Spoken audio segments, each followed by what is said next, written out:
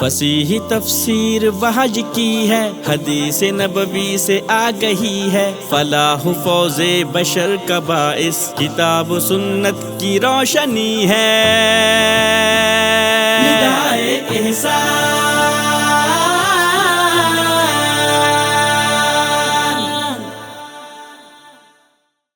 السلام علیکم ورحمۃ اللہ وبرکاتہ۔ الحمدللہ رب العالمین والصلاة والسلام علی سید الانبیاء والمرسلین، اما بعد، اعوذ باللہ السمیع العلیم من الشیطان الرجیم، من حمزہ ونفخہ ونفثہ، بسم اللہ الرحمن الرحیم۔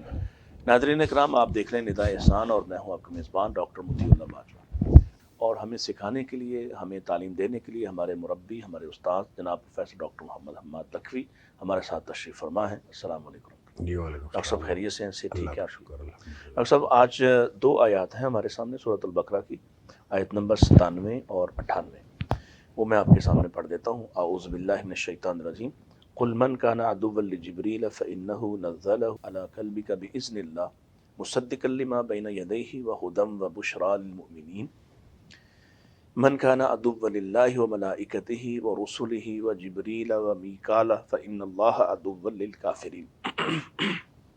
ترجمہ میں اس کا آپ کے سامنے عرض کر دیتا ہوں۔ اے نبی صلی اللہ علیہ وسلم، کہہ دیجئے جو کوئی بھی دشمن ہو جبریل کا تو وہ جان لے کہ اس نے تو نازل کیا ہے اس قرآن کو آپ کے دل پر، اللہ کے حکم سے، یہ تصدیق کرتے ہوئے آیا ہے اس کلام کی جو اس کے سامنے موجود ہے، اور ہدایت اور بشارت ہے اہل ایمان کے لیے۔ تو کان کھول کر سن لو، جو کوئی بھی دشمن ہے اللہ کا اور اس کے فرشتوں کا اور اس کے رسولوں کا اور جبریل اور میکائیل کا، تو اللہ کی طرف سے بھی اعلان ہے، اللہ ایسے کافروں کا دشمن ہے۔ استاد محترم، ایک تو گزشتہ ایک ظاہر ہے مسلسل ایک سلسلہ چل رہا ہے، یعنی انہی خرابیوں میں سے ایک خرابی یا انہی بیماریوں میں سے یا وہی جو ان کے جو جرائم ہیں ان کو بیان کیا جا رہا ہے۔ ان میں سے ہی ایک جرم یہ جس کی طرف اشارہ کیا کہ جن فرشتوں کے حوالے سے ان پر ایمان رکھنا ہے اور اللہ تعالیٰ کی مخلوق ہونے کے اعتبار سے جو ان کے بارے میں جذبات رکھنے ہیں، بجائے اس کے وہ سیدنا جبریل علیہ السلام کے اور میکائیل علیہ السلام کے دشمن، اور خاص طور پہ جبریل علیہ السلام کے۔ ایک تو اس کی کوئی جو پس منظر ہے وہ تھوڑا بیان فرمائیے کہ کیا سبب ہے جبریل علیہ السلام کے بارے میں ان کے اس طرح کے نظریات کے، اور اگر وہ جبریل سے نفرت یا عداوت رکھتے ہیں تو کیا کسی دوسرے فرشتے کو ان پر ترجیح دیتے ہیں؟ یہ بھی ذرا ارشاد فرمائیے گا۔ بسم اللہ الرحمن الرحیم۔ دیکھیں، جبریل علیہ السلام کے ساتھ ان کی عداوت کی کوئی تاریخ نہیں ہے، کوئی ایسا ٹریک نہیں ہے کہ یہ پہلے سے کوئی ایسا مسئلہ تھا۔ ٹھیک ہے۔ یہ صرف نبی اکرم صلی اللہ علیہ وسلم کو تسلیم نہ کرنے کا ایک بہانہ تھا۔ جیسے وہ مختلف بہانے بناتے تھے تو اس میں سے ایک بہانہ انہوں نے یہ بنا لیا، اور اس کے لیے حضرت ابن عباس رضی اللہ تعالیٰ عنہ کی روایت موجود ہے اور صحیح سند کے ساتھ کہ یہ یہودی نبی کریم صلی اللہ علیہ وسلم کے پاس آئے اور بہت سارے سوالات کیے۔ ٹھیک ہے۔ اور انہوں نے ساتھ یہ کہا کہ اگر آپ ہمارے سوالات کے جوابات دے دیں گے تو ہم سارے آپ کی بات مان لیں گے، مسلمان ہو جائیں گے۔ صحیح۔ اور نبی کریم صلی اللہ علیہ وسلم نے ان کے سارے سوالات کے جوابات دے دیے۔ صحیح۔ اچھا، اب وہ چونکہ جو اتمام حجت تھا وہ بھی ہو چکا تھا، لیکن انہوں نے اس کے بعد پھر اگلا سوال یہ کیا کہ آپ کے پاس کون سا فرشتہ جو ہے وہ وحی لے کے آتا ہے؟ تو آپ نے فرمایا جبریل۔ تو اس پر انہوں نے یہ کہا کہ جبریل، اگر کوئی اور فرشتہ میکائیل لے کے آتا ہوتا تو پھر ہم آپ کی بات مان لیتے، جبریل تو بندہ ہی نہیں ٹھیک۔ اور انہوں نے باقاعدہ یہ حضرت ابن عباس رضی اللہ تعالیٰ والی روایت میں یہ ہے کہ یہ کہتے ہیں کہ جبریل جب بھی آتا ہے تو وہ لڑائی اور جنگ کا حکم دیتا ہے، لہذا جبریل کے ساتھ جو ہے وہ ہم عداوت رکھتے ہیں اس کے ساتھ۔ یہاں یہ جو بات آپ کہہ رہے ہیں تو اس کا مطلب ہے کہ پیچھے حضرت موسیٰ علیہ السلام سے بھی جوڑ رہے ہیں کہ جو ایسے پیغامات جو انہیں مشقت میں ڈالتے ہیں ان کے خیال کے مطابق، وہ سارے پیغام چونکہ جبریل لاتا ہے اس لیے بھی اس دشمن۔ اچھا، وہ جبریل، دیکھیں حضرت موسیٰ علیہ السلام کے پاس جتنے پیغامات آئے جبریل لے کے آئے، لیکن انہوں نے اس سے پہلے جبریل کی دشمنی کا کوئی اظہار نہیں کیا۔ بعد میں اس کو جوڑ لیا ہو یہ الگ بات ہے، ٹھیک ہے، لیکن پہلے ایسا کوئی نہیں تھا کہ انہوں نے حضرت موسیٰ علیہ السلام کے ساتھ ایسی کوئی بات کی ہو کہ جبریل ایسا ہے، جبریل ایسی کوئی بات نہیں۔ یہ انہوں نے نبی کریم صلی اللہ علیہ وآلہ وسلم کی رسالت کا انکار کرنے کے لیے ایک بہانہ بنایا تھا۔ ٹھیک ہے، ان کا جو میکائیل ہے وہ چونکہ رحمت کا اور بارش کا فرشتہ ہے، مال لے کے آتا ہے، بارش آتی ہے، رحمت ہوتی ہے، تو میکائیل اگر لے کے آتا وہی تو پھر تو ہم اس کو تسلیم کر لیتے ہیں۔ اللہ، تو چونکہ یہ جبریل لے کے آیا ہے اور جبریل لڑائی اور جنگ لانے والا فرشتہ ہے، اس لیے ہم اس کی بات نہیں مانتے، اس کے ساتھ ہماری عداوت ہے، بلکہ اس کی ہمارے ساتھ عداوت ہے۔ اچھا، اس لیے ہم جبریل کی بات نہیں مانتے ہیں۔ اور جبریل علیہ السلام نے گویا بقول ان کے کہ جبریل علیہ السلام نے بنی اسرائیل کی طرف جو آئی ہوئی تھی وہی وہ انہوں نے خامخواہ بنی اسماعیل کی طرف لے آیا ہے، اور یہ جبریل لے کے آیا ہے، اس لیے ہم اس کی بات نہیں مانتے۔ ٹھیک ہے، یہ انہوں نے بہانہ بنایا، اور بہانہ بنا کے انہوں نے انکار کر دیا کہ ہم نے نبی کریم صلی اللہ، حالانکہ یہ جو اتمام حجت یہ کرنا چاہتے تھے وہ تو ہو چکا تھا، اور نبی کریم صلی اللہ علیہ وسلم ان کے سارے سوالوں کے جواب دے دیے تھے۔ ٹھیک ہے، اچھا، یہ ایک اور روایت میں بھی ہے کہ حضرت عبداللہ بن سلام جو بعد میں نبی بعد میں نبی پاک صلی اللہ علیہ وسلم کی بات مان گئے اور وہ مسلمان ہو گئے، رضی اللہ تعالیٰ عنہ ان کو کہنا چاہیے، مخلص مسلمان تھے وہ، چونکہ تورات کے عالم تھے اور پہلے یہودی تھے اپنی پس منظر کے اعتبار سے، بعد میں انہوں نے دین قبول کر لیا الحمدللہ۔ تو ان کے بارے میں بھی آتا ہے کہ وہ بھی جب آئے اور نبی کریم صلی اللہ علیہ وسلم سے گفتگو ہوئی تو انہوں نے بھی اس طرح کی بات کا اظہار کیا کہ جبریل کے ساتھ جو ہے وہ ہماری دشمنی ہے، اور یہ اس وقت کی بات ہے جب وہ انہوں نے اسلام قبول نہیں کیا تھا، اور بعد میں جب انہوں نے اسلام قبول کر لیا تو ظاہر ہے کوئی ایسی کوئی بات تھی نہیں۔ اچھا، اللہ کریم نے ان کی اس بات کا جواب دیا ہے، اور جب عبداللہ بن سلام کے بارے میں آتا ہے تو اس روایت میں یہ ہے کہ نبی اکرم صلی اللہ علیہ وآلہ وسلم نے عبداللہ بن سلام کو یہ والی آیت سنائی۔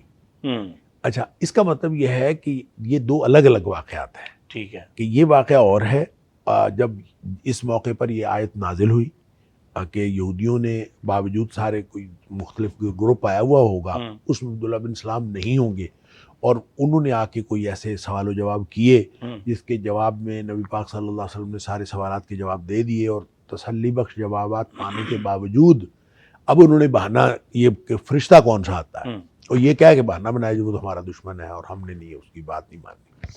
اور بعد میں پھر جو حضرت عبداللہ بن سلام کے ساتھ کو مکالمہ ہوا تو نبی کریم صلی اللہ علیہ وسلم اس موقع پر یہ آیت سنائی، گویا کہ یہ واقعات دونوں اپنی اپنی جگہ پہ الگ الگ ہیں، لیکن وجہ سمجھ میں آ جاتی ہے کہ سوائے بہانے کے اور کوئی اور بات نہیں تھی، اور ان کو معلوم تو تھا کہ پہلے بھی اگر سوالات کے جوابات نہیں بھی دیے تھے تو ان کو معلوم تھا کہ یہ نبی کریم صلی اللہ علیہ وسلم اللہ کے سچے پیغمبر ہیں، تو سوالات بھی اصل میں بہانہ تھے، اور جب بھی وہ کوئی سوال بھیجتے تھے اور یہ کوئی سوال کرتے تھے وہ بھی اس بہانے اس لیے بھیجتے تھے، کوئی اتمام حجت کرنے کے لیے نہیں بھیجتے تھے، وہ اس لیے بھیجتے تھے کہ شاید نبی کریم صلی اللہ علیہ وسلم کو اس کا جواب نہ آئے تو ہم اس کی بنیاد پر ان کی تکذیب کر سکیں۔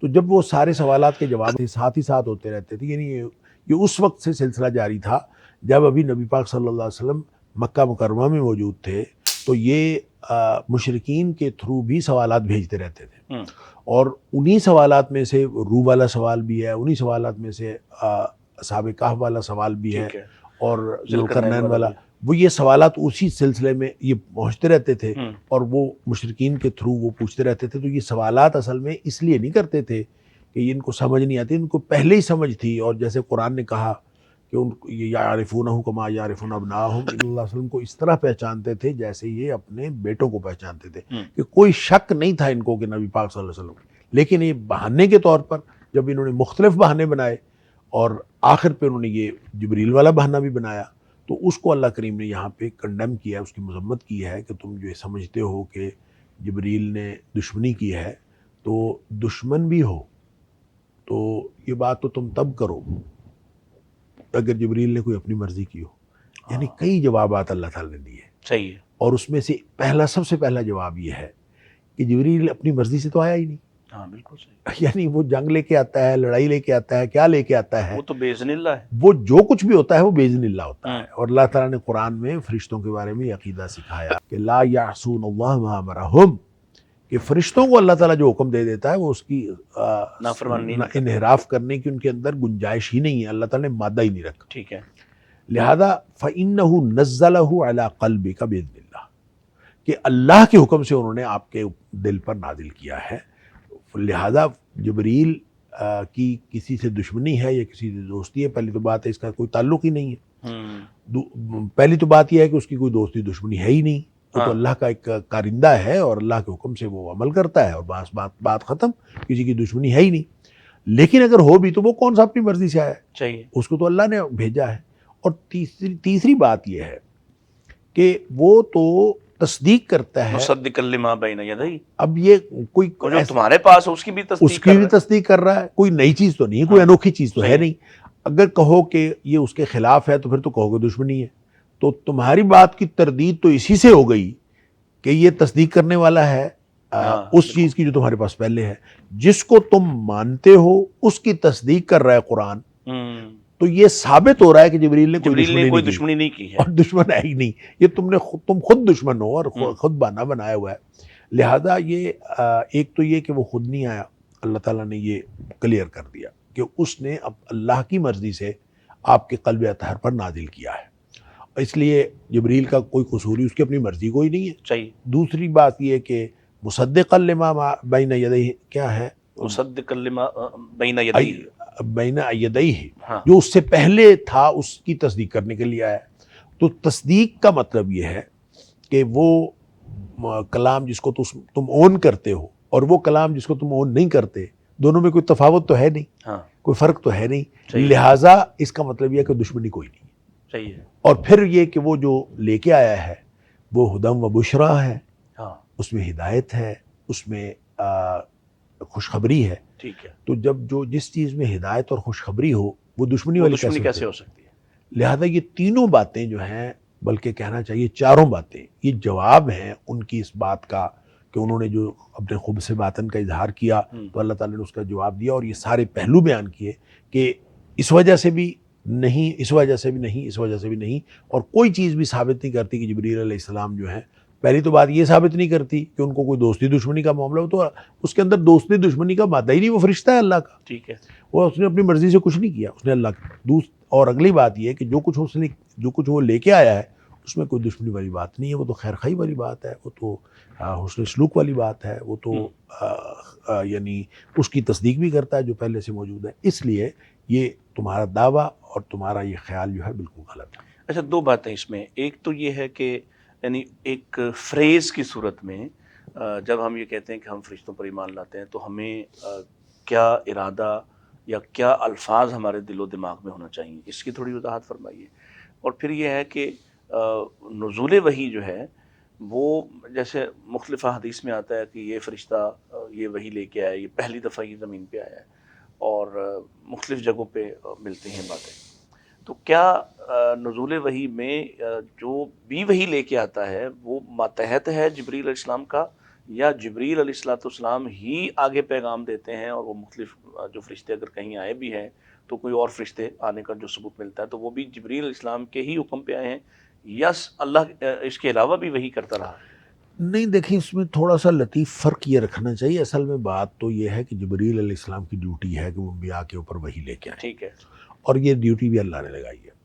البتہ اس میں کئی فرشتوں کا ذکر آتا ہے، جیسے آمن الرسول، یہ آخری 2 آیات ہیں سورہ بقرہ کی، اور آیت الکرسی، ان کے بارے میں بھی آتا ہے کہ یہ نازل ہوئی جب، تو یعنی سورہ فاتحہ کے بارے میں ہے. سورہ فاتحہ اور سورہ بقرہ کی آخری 2 آیات یہ نازل ہوئی تو آسمان سے ایک آواز آئی اور دروازہ کھلا، اور جبریل علیہ السلام نے بتایا یہ دروازہ اس سے پہلے کبھی نہیں کھلا، اور اس میں سے جو فرشتہ اترا وہ اس سے پہلے کبھی نہیں اترا، پھر وہ لے کے آیا. اچھا، یہ سارا پیغام بھی جبریل دے رہے ہیں. ٹھیک ہے. اچھا، اس کا مطلب یہ ہے کہ پیچھے جتنے بھی فرشتے ہوں، جتنی بھی اس کی ٹیم ہو، تو مین جو پیغامبر ہے، فرشتہ ہے، پیغامبر فرشتہ جو پیغام لانے والا ہے وہ جبریل ہی ہے.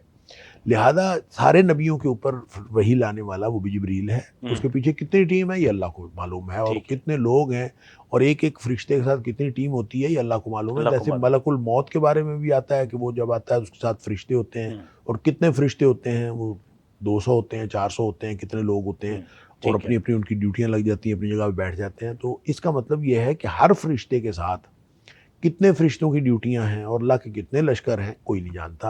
اور اللہ تعالیٰ نے قرآن میں بھی کہا ہے کہ اللہ تعالیٰ کے فرشتے جو ہیں وہ مختلف حیت اور مختلف کیفیتوں والے ہیں، اور ان کی تعداد کو بھی اللہ کے علاوہ کوئی نہیں جانتا. اور حدیث کے اندر آتا ہے، نبی پاک صلی اللہ علیہ وسلم نے فرمایا کہ جس طرح کعبہ ہے، اسی کے اوپر سیدھ میں 7ویں آسمان پہ ایک اور کعبہ ہے، اور اس کو بیت المعمور کہتے ہیں. ٹھیک ہے. اور بیت المعمور کا طواف بھی اسی طرح جاری ہے جیسے زمین پہ کعبے کا طواف وہاں جاری ہے. فرشتے کرتے ہیں. وہاں فرشتے کرتے ہیں، اور وہ فرشتے جو ہیں وہ ہر وقت طواف جاری ہے، اور ایک وقت میں 70,000 فرشتے طواف کر رہے ہیں. اور ساتھ آپ نے یہ فرمایا کہ جس شخص نے ایک دفعہ طواف کر لیا اس کی قیامت تک دوبارہ باری نہیں آنی. تو اس سے اندازہ ہوتا ہے کہ فرشتے جو ہیں وہ ان کی تعداد کتنی ہے، اور ان کی ڈیوٹیاں کس طرح اللہ نے لگائی ہیں، کس طرح سے وہ آتے ہیں، یا ایک ایک فرشتے کے ساتھ کتنے فرشتے ہوتے ہیں. واللہ عالم، یہ اللہ تعالیٰ کا معاملہ ہے. ہمیں صرف یہ ایمان رکھنا چاہیے کہ فرشتے اللہ کے کارندے ہیں، نورانی مخلوق ہیں، ایک الگ نوع ہے. نہ وہ جنات ہیں نہ وہ انسان ہیں، بلکہ جنات اور انسانوں کے علاوہ ایک نوع ہے جو فرشتے ہیں. ان کے اندر انحراف کا مادہ ہی نہیں رکھا گیا. وہ اللہ تعالیٰ کی فرمانبردار مخلوق ہیں، اور پورا جو نظام کائنات چلتا ہے، اس نظام کائنات کو چلانے کے لیے اللہ نے اپنے کارندے رکھے ہوئے ہیں، اور وہ کارندے کے طور پر اللہ تعالیٰ ان سے کام لیتا ہے. اور کب کس فرشتے سے کیا کام لے رہا ہوتا ہے یہ اللہ کو معلوم ہے. ہم اس کے بارے میں کچھ ہم جانتے نہیں ہیں. تو بس وہ نظر بھی نہیں آتے، اور ہمارے البتہ یہی ہمارا ایمان ہے کہ ہم ان کے بارے میں، یہ ان کی صفات کے بارے میں، اور وہ اللہ کی مخلوق ہیں اور اللہ کے حکم کے پابند ہیں، اور وہ کوئی کوتاہی اور کوئی ان سے غلطی نہیں ہوتی. ہم نے پہلے بھی ایک دفعہ بات کی تھی کہ میں نے ایک واقعہ بتایا تھا کہ وہاں یو کے میں جب تھا، مجھے کسی نے وہاں کا واقعہ بتایا. کوئی بری خاتون مسلمان ہوئی تھی، تو اس کا بچہ بھی تھا، تو وہ اکیلی رہتی تھی. تو مسلمان ہوئی، پھر مسلمان ہونے کے بعد ظاہر اس نے تعلیم وغیرہ حاصل کی، اور بڑی ماشاءاللہ پختہ مسلمان تھی. اور وہ کسی دن کچھ درس سن رہی تھی کسی خاتون کا، تو خواتین کے درس میں اس نے، مدرسہ نے یہ کہا کہ فرشتوں کے اوپر ایمان ہونا چاہیے، اور یہ ایسی مخلوق ہیں جو نظر نہیں آتے، اور اس طرح کر کے. تو وہ کھڑی ہوگی اور اس نے کہا کس نے کہا فرشتے نظر نہیں آتے؟ اچھا. اس نے کہا میں روز دیکھتی ہوں، میں جب تہجد پڑھتی ہوں تو میرے ارد گرد فرشتے پھر رہے ہوتے ہیں. اللہ اکبر، اللہ اکبر. تو میں تو روز دیکھتی ہوں. اللہ اکبر. اب وہ کس طرح سے پھر رہے ہوتے ہیں اور کیا کیفیت ہے یہ اللہ کو معلوم ہے. اور یہ حدیث میں بھی جو حضرت اسید والا واقعہ ہے وہ بھی موجود تو وہ بھی موجود ہے کہ وہ ایک بادل کی ٹکڑی کی طرح انہوں نے اوپر دیکھا، اور گھوڑا بھی دیکھ رہا تھا. مطلب گھوڑا کچھ اور دیکھ رہا تھا، اکیلے بادل سے تو گھوڑا بھی دیکھتا نہیں ہے. تو گھوڑے کو جو نظر آ رہا تھا وہ اور طرح کی مخلوق ہوگی یا جو بھی تھا. اور جو حضرت اسید نے دیکھا ان کو ایک بادل کی ٹکڑی کی صورت میں، ایک روشنی کے ایک حالہ کی صورت میں نظر آیا. اور پھر نبی پاک صلی اللہ علیہ وآلہ وسلم کا یہ فرمانا کہ اگر تم پڑھتے رہتے اسی طرح اور دن ہو جاتا تو لوگ بھی دیکھتے. تو اس کا مطلب یہ ہے کہ کوئی کیفیت ایسی ہو سکتی ہے، اللہ چاہے تو دکھا سکتا ہے لوگوں کو، اور وہ کس کیفیت میں دکھاتا ہے یہ اللہ کو معلوم ہے. وہ کیونکہ نورانی مخلوق ہے، تو نورانی مخلوق کی کوئی ایک حیت شکل متعین نہیں ہوتی. تو وہ اللہ تعالیٰ کس شکل میں دکھاتا ہے، بعض کو انسانی شکل میں، جیسے حضرت جبریل علیہ السلام انسانی شکل میں نبی کریم صلی اللہ علیہ وسلم کے پاس تشریف لائے. دیکھا آپ نے. اچھا، اسی طرح جبریل علیہ السلام کو اللہ کے رسول صلی اللہ علیہ وسلم نے زمین و آسمان کے درمیان کرسی پہ بیٹھے دیکھا، اور آپ نے فرمایا 600 پر تھے اس کے. اب یہ کیا کیفیت ہے 600 پر، اور پھر اتنی بڑی کرسی کہ وہ زمین و آسمان کے درمیان بھرا ہوا ہو، تو یہ بھی ایک کیفیت تھی آپ نے دیکھا. تو ایک کہنے کا مطلب یہ ہے کہ ان کی شکل و صورت جو ہے کہ کس صورت میں دکھانا ہے یہ اللہ کے ہاتھ میں ہے. اللہ دکھا سکتا ہے جب چاہے، اور کس طرح دکھانا ہے یہ بھی اللہ کے ہاتھ میں ہے. وگرنہ عمومی طور پر یہ بات یہی ہے کہ فرشتے نظر نہیں آتے، اور یہ ایسی مخلوق ہے جس کے اوپر ہمیں ایمان لانا ہے، اور یہ غیبیات میں سے ہے. کچھ ایسے سوالات ہیں جو ہمارے ہاں بہت سی عجیب و غریب باتیں فرشتوں کے بارے میں، سیدنا جبریل علیہ السلام کے بارے میں، تو میں چاہوں گا کہ ان پر بھی آپ ضرور جواب دیں. مثال کے طور پہ ہمارے ہاں جو ہمارے عوامی خطابہ ہیں وہ سیدنا جبریل علیہ السلام کے بعض واقعات کو اس طرح سے پیش کرتے ہیں کہ ان کو غلام کہا جاتا ہے نبی پاک کا، اور مہار پکڑنے والا کہا جاتا ہے. تو وہ سید الملائک ہیں، اور ان کے بارے میں ہمیں کیا الفاظ اور کیا عزت و وقار کا انداز اختیار کرنا چاہیے انہیں جب یہ کہا جاتا ہے. یعنی رسول پاک صلی اللہ علیہ وسلم کی حیثیت یقیناً تمام مخلوقات میں ہمارا عقیدہ ہے کہ اللہ نے آپ کو اپنے بعد بہت اعلیٰ اور عزت والا مقام عطا فرمائے، لیکن کیا سیدنا جبریل علیہ السلام کو آپ کا غلام قرار دینا درست ہے؟ دیکھیں، نبی اکرم صلی اللہ علیہ وآلہ وسلم کے پاس جبریل علیہ السلام کا آنا وہ نبی اکرم صلی اللہ علیہ وسلم کے حسب منشا نہیں تھا، وہ اللہ کے حکم سے اللہ تھا. کے حکم سے. ٹھیک ہے. لہذا یہ کہنا کہ وہ نبی کریم صلی اللہ علیہ وسلم کی مرضی سے آتے تھے تو نہیں، نبی پاک صلی اللہ علیہ وسلم کی مرضی سے نہیں آتے تھے. ٹھیک ہے. وہ اللہ کی مرضی سے آتے تھے. ٹھیک، بالکل. اور بعض اوقات جو ہے وہ جب فترت وحی کا جو زمانہ ہم دیکھتے ہیں کہ نبی پاک صلی اللہ علیہ وسلم انتظار کرتے رہتے تھے تو وحی نہیں آتی تھی، اور نبی کریم صلی اللہ علیہ وسلم کا دل ہوتا تھا کہ آ جائے وحی، اور پھر نہیں آتی. پھر ایسے فرشتے بھی آئے جنہوں نے آ کے نبی کریم صلی اللہ علیہ وسلم کو ایسی بات پوچھی کہ ایک طرف جو ہے وہ جبریل علیہ السلام کھڑے ہوئے ہیں اور نبی پاک صلی اللہ علیہ وسلم فرماتے ہیں کہ میں نے جبریل کی طرف دیکھا کہ ایک مشاورت طلب نگاہوں سے، تو جبریل علیہ السلام نے ہاتھ کے اشارے سے مجھے مشورہ دے دیا. اللہ. اچھا، اس کا مطلب ہے وہ بھی معمور من اللہ ہی ہے کہ انہوں نے اشارہ جو دینا تھا وہ اللہ کے حکم سے تھا کہ جبریل علیہ السلام نے اشارہ دیا، نبی پاک صلی اللہ علیہ وسلم نے جبریل کے مشورے سے وہ آپ نے بات کی، اور یہ حدیث کے اندر موجود ہے. اچھا، ان ساری باتوں سے یہ بات سمجھ آتی ہے کہ جبریل علیہ السلام نبی پاک صلی اللہ علیہ وسلم کو اویلیبل تو ہوتے تھے لیکن ہر وقت اویلیبل نہیں ہوتے. جب اللہ چاہے، جب اللہ چاہتا تھا تو جبریل علیہ السلام اویلیبل ہوتے تھے. اب یہ صرف ایک شاعرانہ بات ہے اور ایک شاعرانہ تخیل ہے کہ ہم یہ کہیں کہ چونکہ جبریل کا آنا جانا تھا نبی کریم صلی اللہ علیہ وسلم کے پاس، اور اللہ کے پیغامات جبریل علیہ السلام کے ذریعے سے پہنچتے تھے، اور جو 3 مختلف جو کیفیتیں ہیں، جو اسالیب ہیں وحی کے، جس کو اللہ نے قرآن میں بیان کیا سورہ شورا میں، کہ وحی جو ہے وہ کسی اپنے فرشتے کے ذریعے سے اللہ بھیج دیتا ہے تو وہ جبریل لے کے آتے تھے، پھر اللہ تعالیٰ جو ہے وہ دل میں ڈال دیتا ہے، القاء کر دیتا ہے، یہ بھی ایک طریقہ ہے، وہ بھی نبی پاک صلی اللہ علیہ وسلم کو ڈائریکٹ القاء بھی ہو جاتا تھا.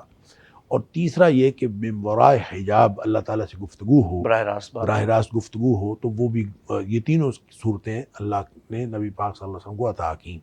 لہٰذا یہ کہنا کہ وہ ان کے در کے غلام ہیں، یہ ایک شاعرانہ بات ہے، اور شاعرانہ ادب میں، شعری تخیل میں یہ چیزیں چلتی ہیں.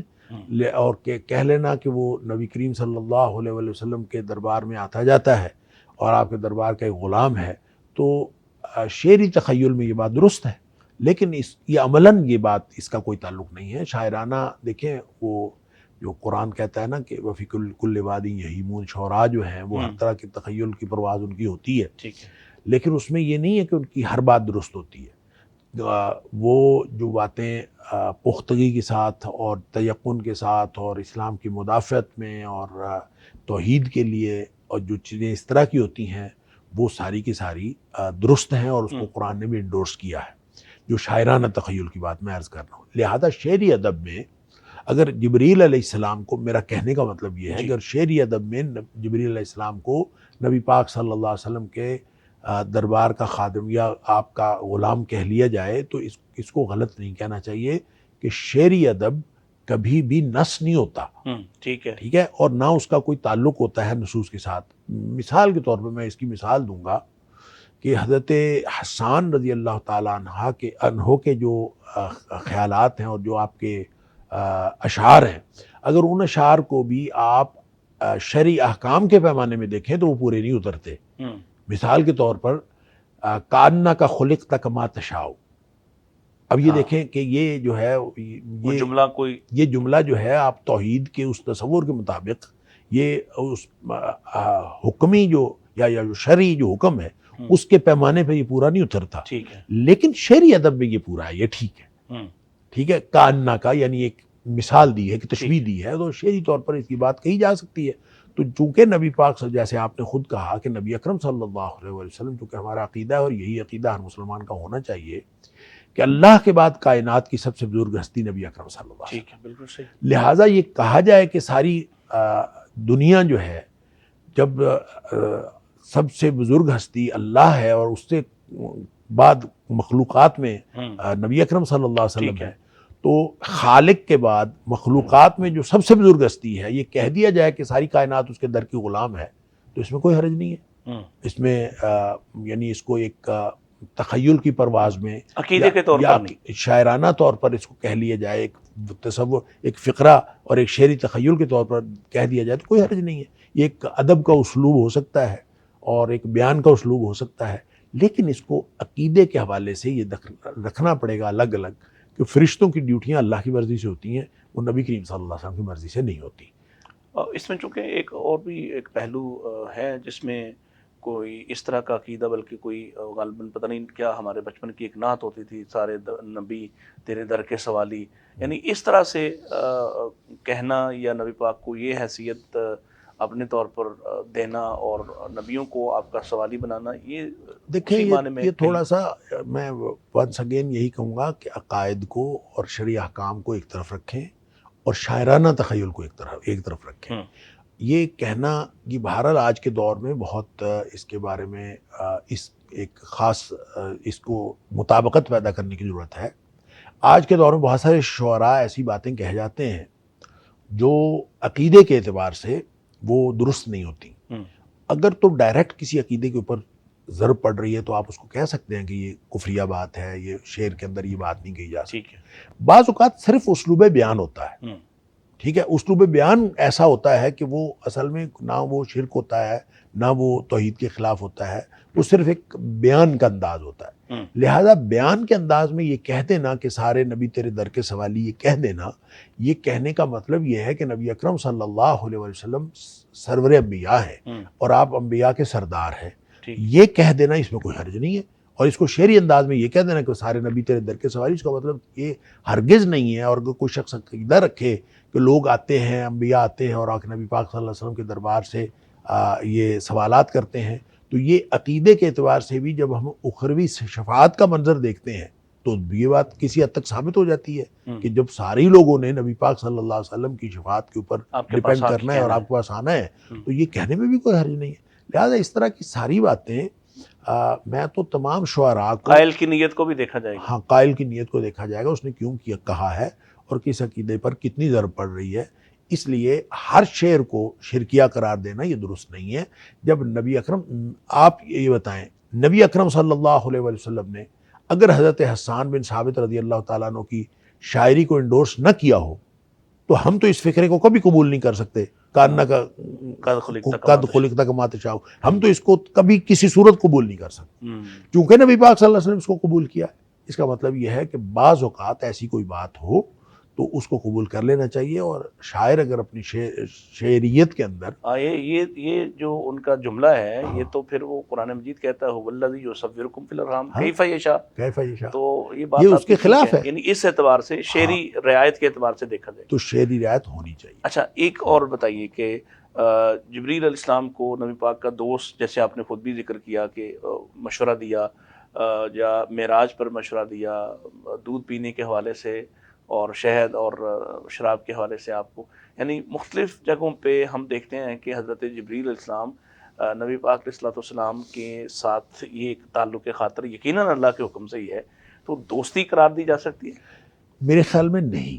اس کی وجہ یہ ہے کہ دوستی ہے یا محبت ہے تو وہ ہے اللہ کے ساتھ. اللہ کے ساتھ، ٹھیک ہے. اور نبی کریم صلی اللہ علیہ وسلم کا تعلق دوستی اور محبت کا سب سے زیادہ اللہ کے ساتھ ہے. ٹھیک ہے.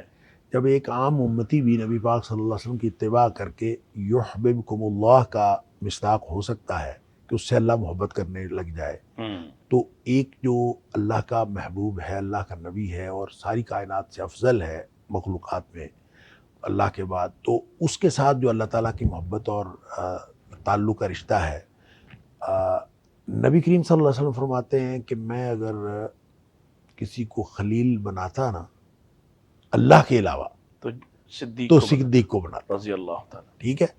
تو اس کا مطلب ہے کہ نبی کریم صلی اللہ علیہ وسلم فرما رہے ہیں کہ میرا اصل دوست تو اللہ تعالیٰ ہے. واہ واہ، سبحان اللہ. ٹھیک ہے، یہ کہا بھی آپ نے. اچھا، جب اصل دوست اللہ تعالیٰ ہے تو اصل دوستی تو اللہ سے ہے. تو جب اللہ سے دوستی ہے تو ساری کائنات اس دوست کے غلام کیوں نہیں ہوگی؟ صحیح ہے. تو اللہ تعالیٰ کے حکم سے سارے اس کے نبی پاک صلی اللہ علیہ وسلم کے در کے غلام ہو سکتے ہیں. اس میں کیا حرج ہے؟ اچھا، آخری اس حوالے سے آخری سوال ایک بات یہ کہی جاتی ہے کہ ادب کے حوالے سے بھی حضرت جبریل علیہ السلام کو رسول اکرم صلی اللہ علیہ وسلم کے سامنے اس طرح سے پیش کیا جاتا ہے کہ معراج پہ وہ آئے تو انہوں نے آ کے اپنے پروں سے آپ کے پاؤں کو لگایا اور جگایا. کوئی ایسی بات کہیں؟ نہیں، میرے علم میں تو ایسی کوئی بات نہیں ہے کہ پروں سے جگایا یا کچھ ایسا، لیکن جگایا تو جبریل نہیں. کس سے جگایا؟ پروں سے جگایا یا ہاتھ لگا کے جگایا یا جیسے بھی. نبی پاک صلی اللہ علیہ وسلم آپ سوئے ہوئے تھے، آپ کو بیدار کیا گیا، اور بیدار کیسے کروایا؟ ہو سکتا ہے کسی صحیح حدیث میں ایسی کیفیت آتی ہو، میرے علم میں نہیں ہے. تو وہ بیدار کروا کے پھر اس کے بعد جتنی بھی پروسیجر ہوا ہے اور پھر جتنا بھی ساتھ لے کے گئے، جو سینہ بھی چاک کیا گیا، تو یہ ساری چیزیں جو ہیں وہ اس میں جبریل معاون ہیں. تو یہ جو میں نے عرض کیا کہ دوستی اور دشمنی کا مادہ تو فرشتوں میں ہوتا ہی نہیں. صحیح، وہ تو فرشتے اللہ کے حکم کے غلام ہیں، لہذا جو اللہ تعالیٰ اپنے محبوب کے لیے ساری کائنات کو غلام بنا سکتا ہے، یقیناً بنا سکتا ہے. اور اگر اللہ کو کائنات میں سب سے زیادہ محبوب ہستی نبی اکرم صلی اللہ علیہ وسلم ہے، تو لہذا جبریل جو ہیں انہوں نے جو کچھ کیا ہے وہ اللہ کے حکم سے کیا ہے، اور اس کو آپ نبی کریم صلی اللہ علیہ وسلم کی محبت میں نہیں قرار دے سکتے. محبت، محب اور محبوب کا تعلق اللہ کے ذات کے ساتھ ہے. اس معنی میں کہا جا سکتا ہے کہ جیسے وہ حدیث میں آتا ہے کہ اللہ جس سے محبت کرتا ہے اس کی اطلاع جبریل علیہ السلام کو کی جاتی ہے اور پھر وہ فرشتوں کو کرتے ہیں. بالکل درست، اس معنی میں کیا جا سکتا ہے. بالکل درست ہے، وہ حدیث ہے، اور وہ بھی اللہ کے حکم سے ہی ہے کہ اللہ تعالیٰ حکم دیتا ہے فرشتوں کو. فرشتے اس سے محبت کرتے ہیں جس سے اللہ محبت کرتا ہے، وہ اللہ کی محبت کے تابع ہیں. بالکل درست، کہ جبریل علیہ السلام کو بلا کے اللہ تعالیٰ بتا دیتا ہے میں فلاں سے محبت کرتا ہوں، تم بھی کرو. تم بھی کرو. اچھا، پھر جبریل دوسرے فرشتوں کو بتا دیتا ہے، کرتے کرتے وہ پھر پہلے آسمان میں بات آتی، پھر آسمان سے دنیا والوں میں زمین میں آ جاتی ہے، پھر لوگ بھی اس سے محبت کرنا شروع کر دیتے. یہ اللہ کا نظام ہے، لہذا اللہ کے نظام کے کارندے ہیں فرشتے. اور اس کو کس طرح سے یعنی ٹرانسمٹ کرنا ہے، کس طرح سے اس کو اس امپلیمنٹیشن کرنی ہے، یہ اللہ تعالیٰ ان کارندوں کے ذریعے سے کرتا ہے. بس یہی عقیدہ رکھنا چاہیے. اچھا ڈاکٹر صاحب، یہ پہلی آیت میں تو یہ بات ہو گئی، یعنی جبریل علیہ السلام کے ساتھ جو تمہاری دشمنی ہے اس کی کوئی حقیقت نہیں ہے.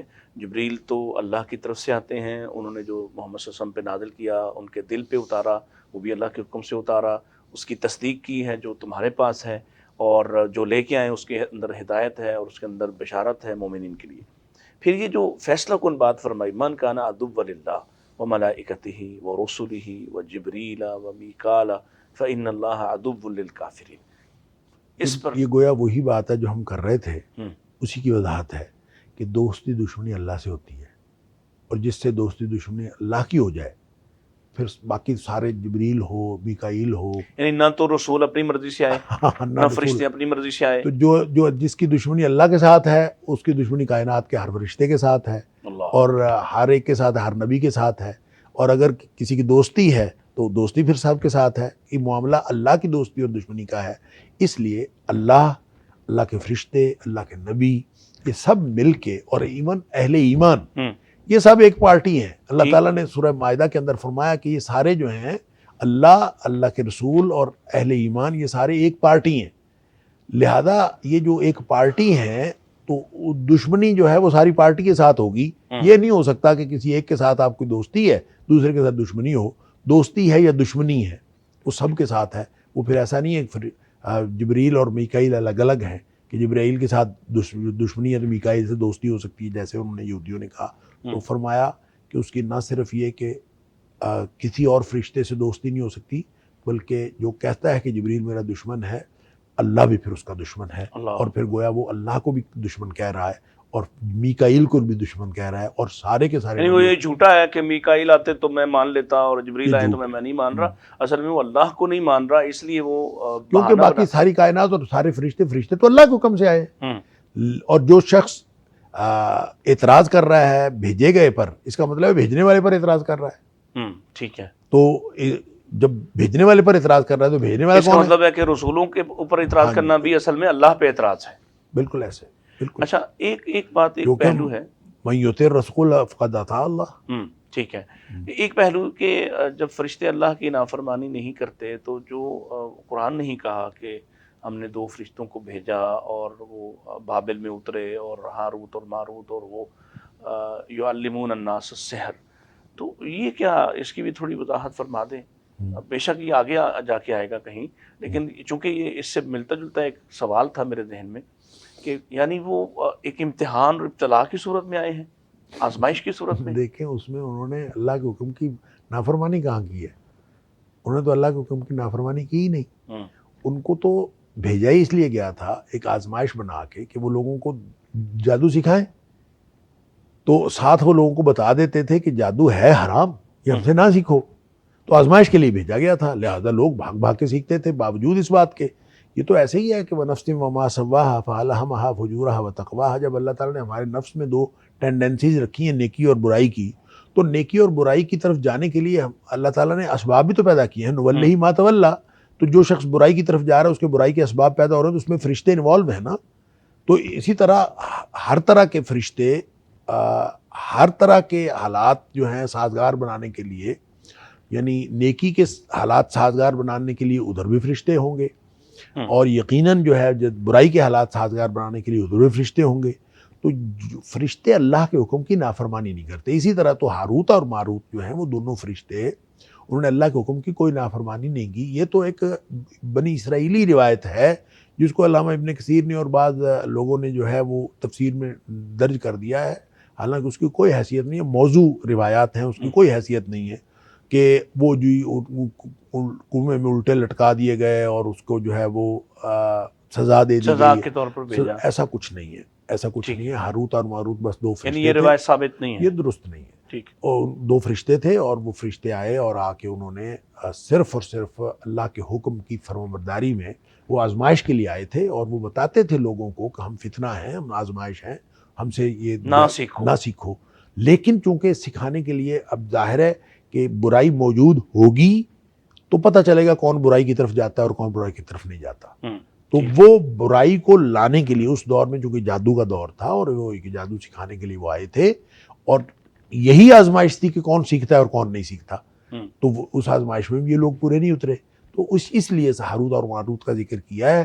ہاروت اور ماروت نے یا فرشتوں نے اللہ کے حکم کی نافرمانی نہ کی ہے نہ وہ کر سکتے. اچھا، ہمارے ساتھ ایک، میں نام نہیں لیتا لیکن چونکہ ایسے شخص سے واسطہ پڑتا رہتا ہے اپنی کولیگ شپ میں کہ وہ شخص بہت زیادہ اعتراض قرآن پہ اور بڑا ظاہر ہے بڑا پڑھتا ہے، بہت زیادہ اس کا خیال ہے کہ وہ بہت زیادہ پڑھا لکھا آدمی.